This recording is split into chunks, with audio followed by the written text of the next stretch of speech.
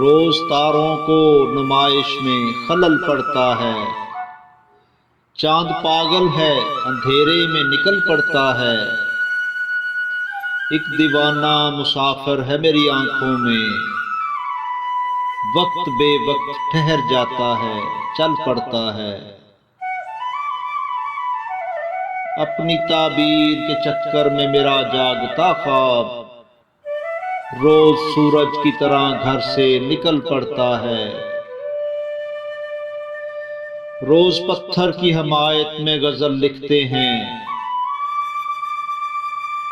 रोज शीशों से कोई काम निकल पड़ता है। उसकी याद आई है सांसों जरा आहिस्ता चलो, धड़कनों से भी इबादत में खलल पड़ता है। रोज तारों को नुमाइश में खलल पड़ता है।